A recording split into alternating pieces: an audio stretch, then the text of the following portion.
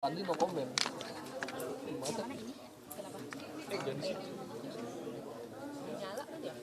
Udah. Ya, terima kasih. Assalamualaikum warahmatullahi wabarakatuh. Selamat sore dan salam sejahtera untuk rekan-rekan. Kami baru saja kedatangan Duta Besar Palestina Pak Zuhair Al-Shun, dan saya di sini sebagai Ketua BKSAP DPR RI bersama juga Ketua Grup Kerjasama Bilateral Indonesia Palestina Pak Sarul Aidi dan juga Direktur Timur Tengah dari Kementerian Luar Negeri Bapak Bagus Hendraning mendapatkan penjelasan yang cukup komprehensif dari Duta Besar Palestina tentang situasi dan kondisi terutama yang sedang terjadi di Gaza, di jalur Gaza. Sebagaimana kita lihat dalam beberapa hari ini terjadi satu konflik yang cukup besar yang telah menimbulkan tentu saja korban jiwa dari kedua belah pihak gitu ya. Tetapi kami ingin menegaskan bahwa ini bukan persoalan satu kelompok atau bukan persoalan seperti yang diperlihatkan oleh media-media tertentu dari negara-negara tertentu. Kita ingin melihat ini secara objektif, secara garis besar, bahwa yang terjadi selama ini adalah pelanggaran yang sangat jelas dan sangat nyata oleh Israel terhadap perjanjian-perjanjian internasional, terhadap resolusi-resolusi Perserikatan Bangsa-Bangsa, bahkan hampir setiap tahun selalu terjadi pelanggaran tersebut dengan penjarahan terhadap tanah-tanah milik warga Palestina di berbagai kota sampai juga Yerusalem. Dan pada tahun ini saja Perserikatan Bangsa-Bangsa mencatat sekitar lebih dari 300 warga Palestina yang dibunuh oleh Israel secara tidak sah gitu ya, dan terutama adalah warga sipil. Sehingga kalau kita melihat konteks apa yang sedang terjadi sekarang ini sebenarnya merupakan suatu upaya bagi warga Palestina untuk mempertahankan diri mereka terhadap agresi yang dilakukan oleh Israel, dan juga upaya yang dilakukan warga Palestina untuk mempertahankan tanah-tanah dan rumah-rumah mereka yang dijarah oleh Israel, dan sehingga terjadi konflik dan peperangan ini. Kita tentu terus melihat dan meninjau apa yang sedang terjadi di jalur Gaza pada khususnya. Kita tidak tahu angka-angka jumlah korban, tapi yang jelas sudah ratusan orang yang meninggal, yang mendapatkan luka-luka atau yang menjadi korban luka-luka cedera, saya kira sudah ribuan orang. Nah, kita ingin konflik ini bisa diselesaikan dengan cara damai, negosiasi, tetapi sesuai dengan aturan yang ada gitu ya. Karena selama ini justru pihak Israel lah yang selalu melakukan pelanggaran terhadap apa yang telah menjadi kesepakatan internasional termasuk resolusi PBB. Dan kalau kita lihat bagaimana Palestina dalam kurun waktu sejak tahun 1967 sampai sekarang wilayah-wilayahnya semakin mengecil dan terjadi pendiaman oleh dunia internasional. Jadi ini kita ingin melihat, dan nanti Pak Duta Besar juga menyampaikan, kita tentu di Indonesia, saya kira masyarakat Indonesia, pemerintah dan juga parlemen selama ini juga selalu mendukung kemerdekaan dan kedaulatan Palestina, dan inilah adalah momentum yang tepat ya untuk mengembalikan pembicaraan kepada bagaimana pengakuan dunia internasional terhadap kedaulatan dan kemerdekaan rakyat Palestina. Saya kira ini mirip juga dengan kita dulu pada waktu kita dijajah oleh Belanda, terutama pada fase revolusi, perang mempertahankan kemerdekaan. Ya, Belanda juga selalu menyatakan Indonesia cease to exist, Indonesia sudah tidak ada lagi, terutama tahun 48 ya. Tiba-tiba muncul serangan umum 1 Maret, ada pemerintah darurat Republik Indonesia dan lain-lain. Saya kira komitmen kita Indonesia sesuai dengan konstitusi kita bahwa kita harus menghapuskan penjajahan di atas dunia, dan karena itu tidak sesuai dengan peri kemanusiaan dan peri keadilan. Jadi saya kira ini adalah perintah konstitusi kita dan Indonesia konsisten di dalam membela Palestina. Please, Excellency. Thank you. Assalamualaikum. Assalamualaikum warahmatullahi wabarakatuh. So I have to speak in English or Arabic? English. Okay. Thank you, Excellency. Thank you for giving me this opportunity to be with you. Actually, in short, I can say that we have received today a very important and strong message from Indonesia supporting Palestinian just cause. As usual, this is not the first time. As always, Indonesia from the high level and everybody and even the public supporting and following from the heart about Palestinian just cause. Full of thanks for Indonesia and for their kind support for Palestine. Situation, we have discussed about the situation on the ground, is very tough. It's not easy. Killing civilians in Gaza area, especially Gaza area, more than 800 now have been killed by Israelis bomb and attacks daily on that ground. If anyone can ask why and why it's happened at this time, everybody knows that Israel's aggression, this is not the first time.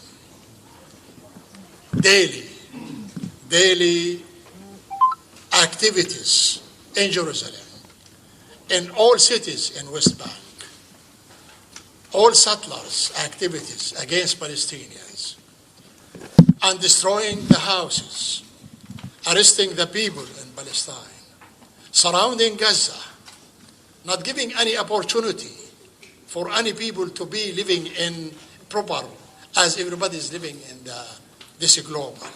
That's why Palestinians are now go for that to block these activities and these actions which happens from Israel, looking for the freedom. We need the international community to go there and to see what's happening against children, against houses, against old women. Even your hospital in Gaza, Indonesian hospital, have been destroyed. One Indonesian had been killed before yesterday there, and who is working to help the people as a treatment activity, a humanitarian assistant. He had been killed. This is Israel. Hopefully that international community can deal with our issue as they are dealing in other parts of the world, like Ukraine. See European, what they are doing against Russia, America. But why Palestine? Why you are not trying to do something for solving this issue? Talking about two-state solution, and it has not been implemented, unfortunately. So this is the game.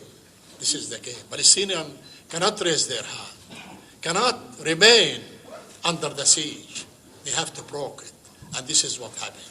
We are fighting, we are struggling, and we will continue fighting and struggling till we will be free. Independence. Jerusalem is our capital. So now,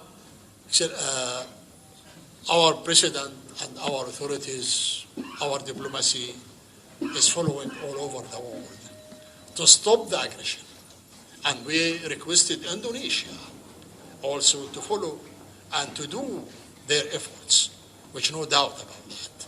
How to stop the aggression. How to do more and more for Palestine, especially at this time in the international field and other parts of the world, OIC, ASEAN, or other organization. Thank you.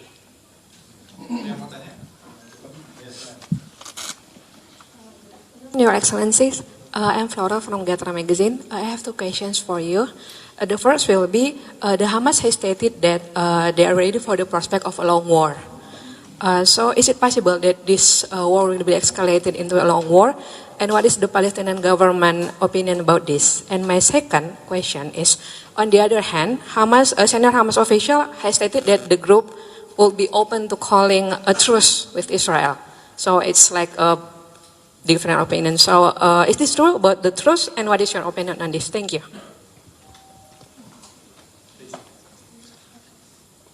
Question is very long. What you need exactly?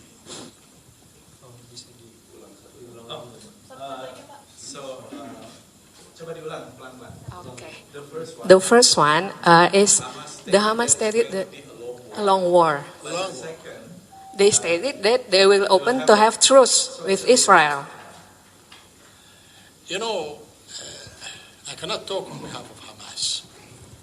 Palestinians, they have decided to go for freedom and to fight for that. All, you know, not only Hamas, Al-Fatah movement, Al-Jihad, others, they are together now on the ground. So all Palestinians are united. So, and this is our choice and our image for that. Hamas is saying as long, and this is their statement, which I cannot say that like that. But Palestinians, they are trying and they will continue fighting till we will be independent. Your Excellencies, is there, you mentioned about two-state solutions. Is there any progress about these solutions?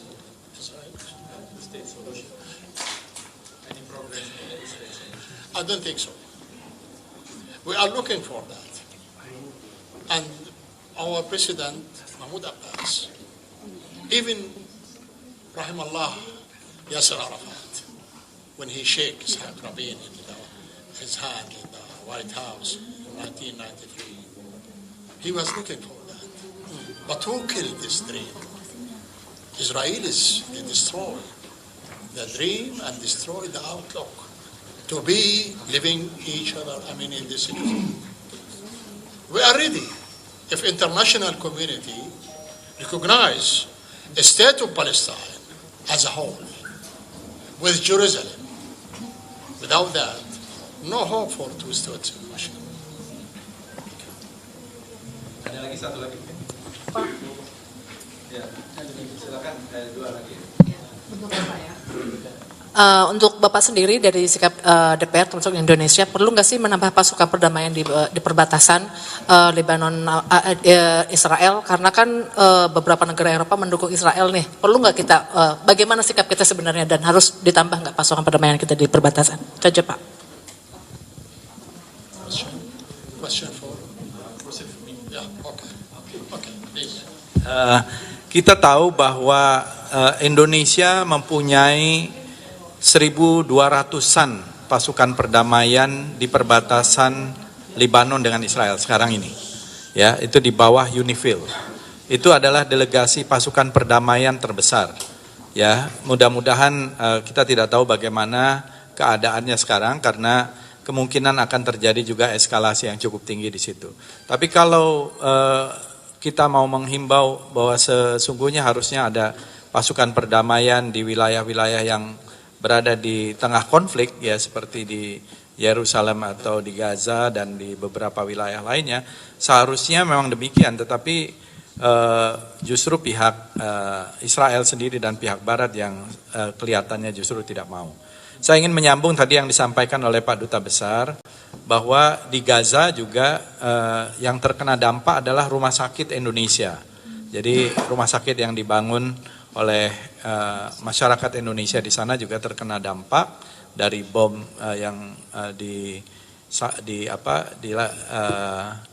oleh Israel.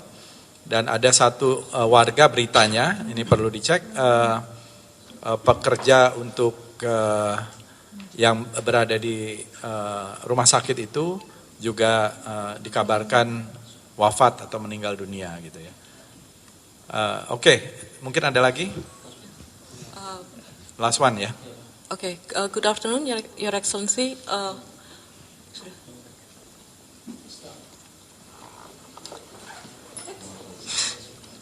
I just want to ask you about the situation of the hostage right now under Hamas.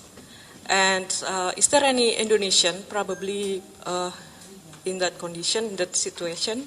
And is there any coordination with Indonesian embassy or Indonesia to, if there's any hostage from Indonesia there?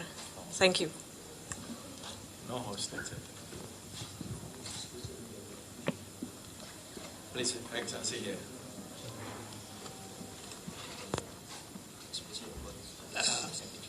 Yes.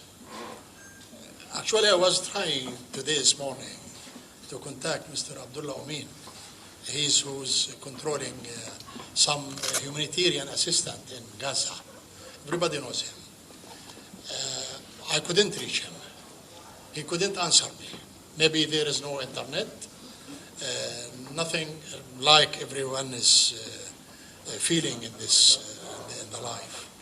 Gaza is facing big problem. So it's not easy because all borders is closed and no electricity, no water, and even no food nowadays because nothing can enter that part except the rockets and the airplane, how to kill the people. Hopefully that we can get, good news, or we can approach anyone. Maybe some who is here in Indonesia, they are trying to reach their families there. Some of them try to, and some of them, they lost their families who are here. I know one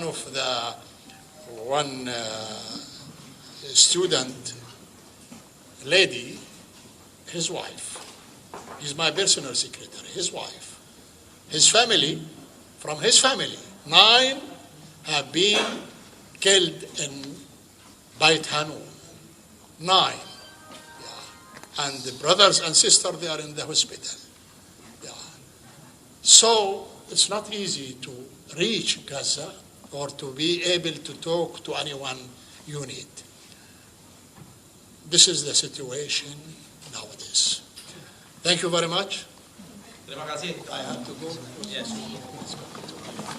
Terima kasih banyak ya teman-teman media. TP dong, Mbak.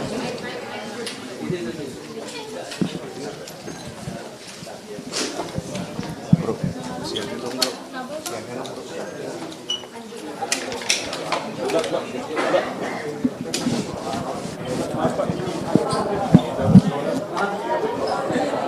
Awas double. Sangkut, Pak.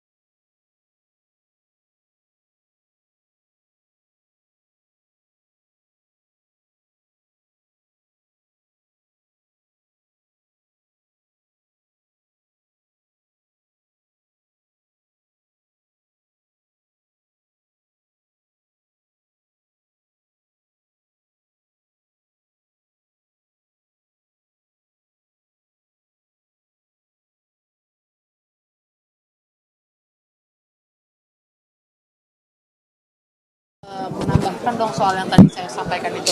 Bapak bilang kan kemungkinan negara Eropa tidak bisa tidak mendukung itu? Apa Ya, ini negara-negara Eropa dan Barat ini jelas kelihatan double standar atau berstandar ganda. Karena di dalam konflik Ukraina-Rusia kita lihat, ketika pihak Ukraina mau mempertahankan wilayahnya, mereka sebut itu sebagai freedom fighters, sebagai pejuang. Tapi ketika rakyat Palestina berusaha mempertahankan tanah, rumah-rumah mereka dan wilayah mereka, disebut teroris. Ya, ini jelas standar ganda Barat yang masih memiliki residu penjajah, saya kira gitu ya. Jadi seharusnya mereka berlaku adil, berlaku objektif, bahwa persoalan yang terjadi di Palestina itu adalah akibat agresi yang dilakukan oleh Israel dan mereka mendiamkan itu. Nah, kita selalu menghargai territorial integrity atau integritas wilayah teritorial dari semua negara. Ya, sikap Indonesia saya kira hal seperti itu. Tetapi dalam kasus Palestina ini kelihatan sekali bahwa negara-negara Barat ya itu tidak konsisten.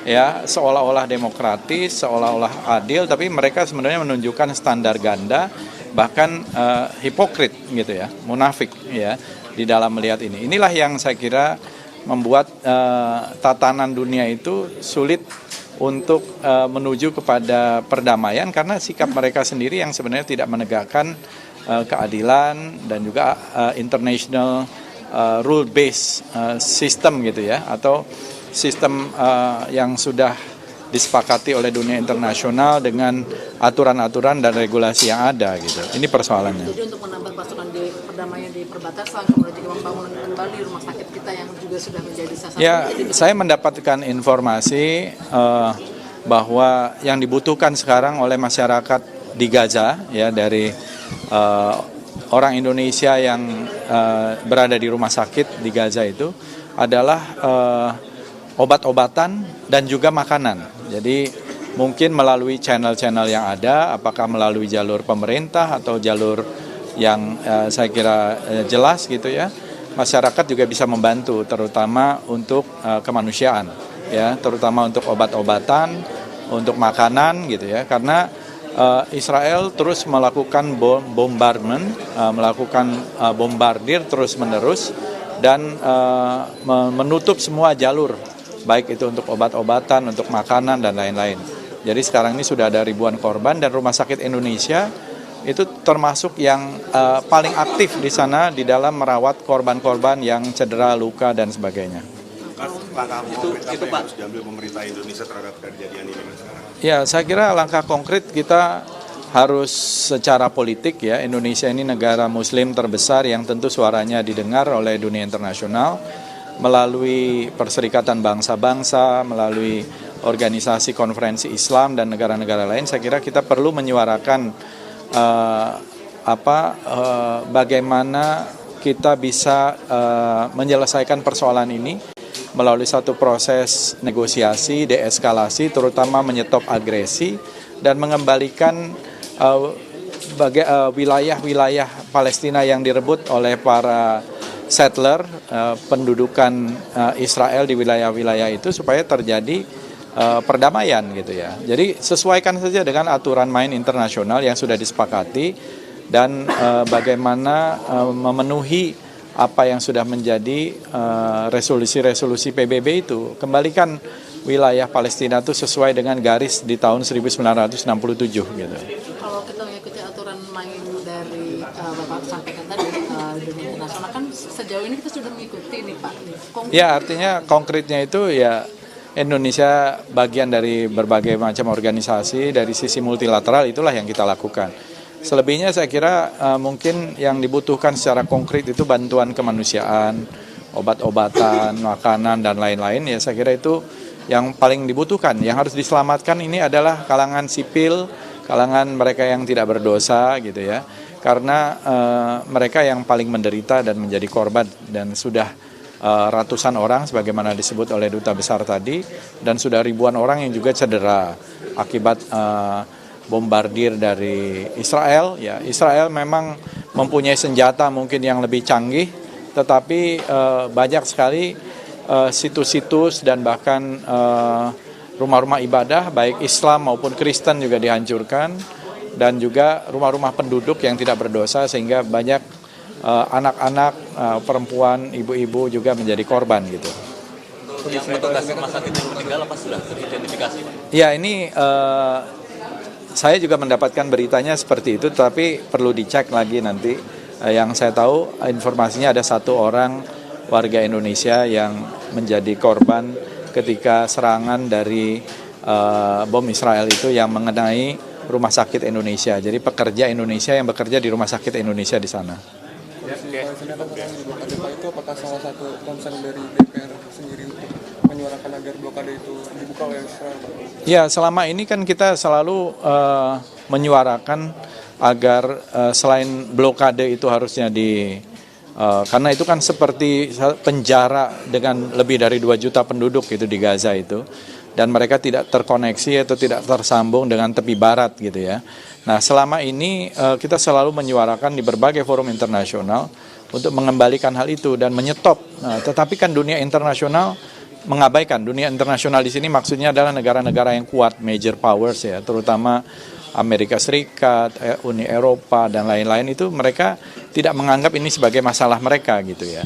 Nah, baru sekarang saya kira ini mungkin juga bisa menjadi semacam game changer untuk kembali duduk bagaimana menyelesaikan persoalan Palestina ini once and for all. Dulu pernah dijanjikan two-state solution, artinya ada 2 solusi 2 negara.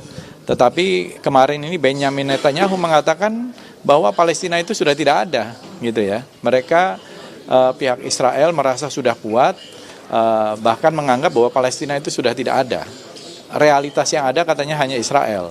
Ya, ini juga satu sikap yang ditunjukkan selain arogan juga di luar dari apa yang menjadi kesepakatan. Kesepakatan ketika itu adalah solusi 2 negara. Jadi ada pengakuan dulu terhadap Palestina sebagai negara merdeka, dan saya kira sikap Indonesia juga demikian.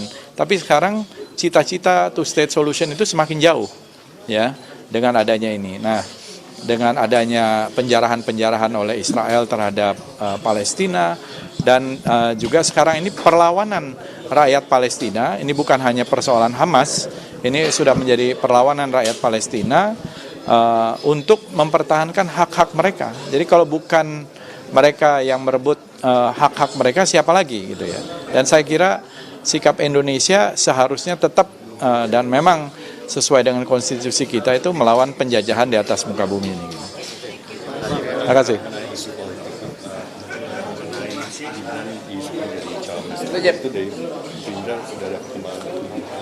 Ya, kalau itu saya kira nanti akan menjadi keputusan dari para ketua umum partai koalisi bersama dengan Pak Prabowo. Saya kira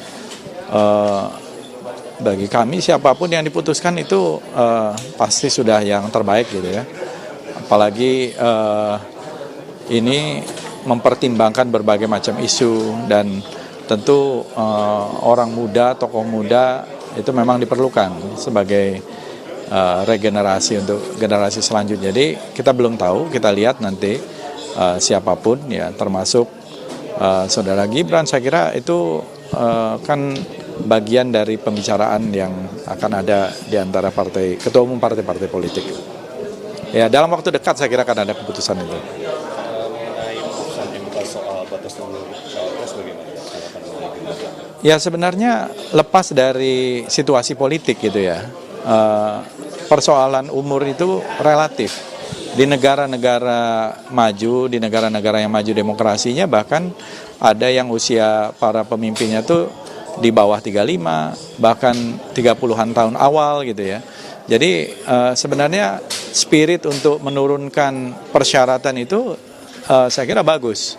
Di luar situasi dan kondisi sekarang pun seharusnya memang kita bisa memikirkan ulang, karena bukan berapa usianya tapi kematangannya, pengalamannya itu yang paling penting gitu. Jadi saya kira 35 tahun, bahkan sebenarnya 30 tahun pun nggak ada masalah gitu ya. Karena para pemimpin kita dulu, Sultan Syahrir, bahkan Jenderal Sudirman, itu di umur 20-an akhir sudah menjadi panglima gitu ya. Banyak yang sudah jenderal di umur 30-an gitu ya. Ini ngelihat ke depan.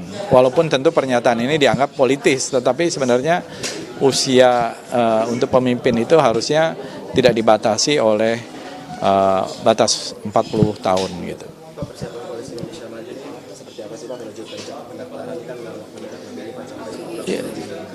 Ya, saya kira karena waktunya masih relatif panjang ya, masih sampai batas 25 Oktober, tentu akan memaksimalkan dengan perhitungan-perhitungan yang terbaik gitu.